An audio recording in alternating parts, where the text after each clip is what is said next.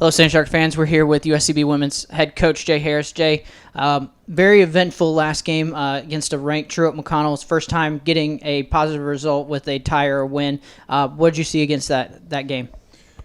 We had worked all week leading up to that game, even a little prior to that, in going out, having a game plan, and we really executed totality in what we was trying to do.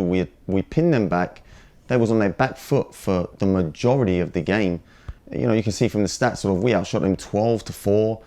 We were in control for the vast amount of that game, and to come away with a tie is, yes, a positive for this program because it's something that's never been done before against a ranked opponent. But we was going into that game to win, and we executed in all fashions on the field to be able to come away with a win.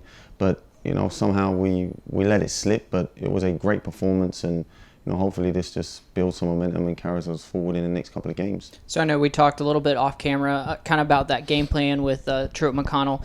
How did that game plan? Did it work to the way that you were envisioning? What was that game plan? If you want to divulge that, what were your thoughts, at least with the schematic side of it?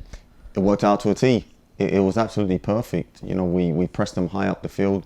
We kept them in their half. Like I said, I mean, the first half, they barely got out of their half. You know, in the second half, it wasn't even. We were still the better team, but you know, they was getting out a little more just because, I guess maybe a little, you know, we was a little more tired. But the first half, we absolutely dominated. It was one-way traffic the whole time.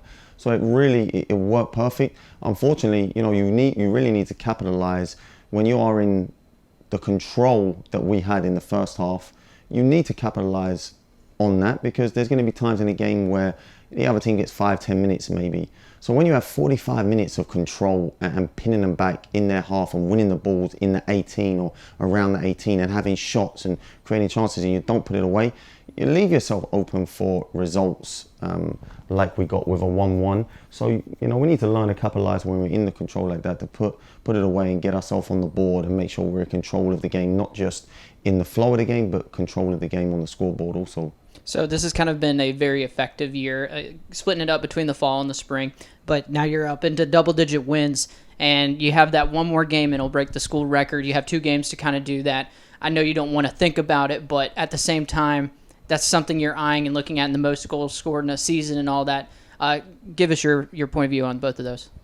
When players or coaches, I'm not thinking about it. No, of course I am. Like, at the end of the day, I'm here and the players are here because we want to do the best we possibly can, and we want to break records and we want to go to the national tournament. Like, these are all things that we envision. You know, when players want to go to college, they envision doing well and making the national tournament. And as a coach, I want to elevate the program, and I want the players to have the most positive experience that they can have and really push them to the realm of possibility of what they're capable of in a physical stance and mentally. So I think we're really doing that now. So of course, I think we put ourselves in a great position to do that in the last game. Didn't quite happen, you know. So now we focus on the next game and getting the win. Now, if we get the win, then we break the record. I'm not thinking about the record before the win. You know, it's about going to the game, executing what we're meant to do in that game. And you know, if we win and we do what we're meant to do, then the record gets broken, and you know, it'd be a great achievement for these young ladies in cementing their name in USCB history. So you got a contest today, Scrimmage against Spartanburg Methodist. What are you trying to implement today after having a game this past weekend and then a game this upcoming weekend? Similar to what we had before Truett, you know, really working out some of the things that we want to implement into the game coming up on Sunday. Looking a couple of different combinations, you know, trying out some different players. Don't really know, you know, what formation we're going to play. So we're going to try out a few different things, see what works, and then obviously we can use the last few days to get ready for St. Andrews. So to kind of preview St. Andrews, the second to last home game, give us your thoughts against the Knights. Solid program. Similar to us in the fall a little bit. They had a couple of up and down. I think they're around 500, which is similar to what we were. They had some good results, had some results that, you know, probably not favourable. I haven't watched all their games, but I've seen some games, and you know, we need to prepare right, and we need to enter the game not just in a, you know, physically ready, but mentally ready to go execute, because they're a program and a team that can come in here and upset us if we don't do what we're meant to do.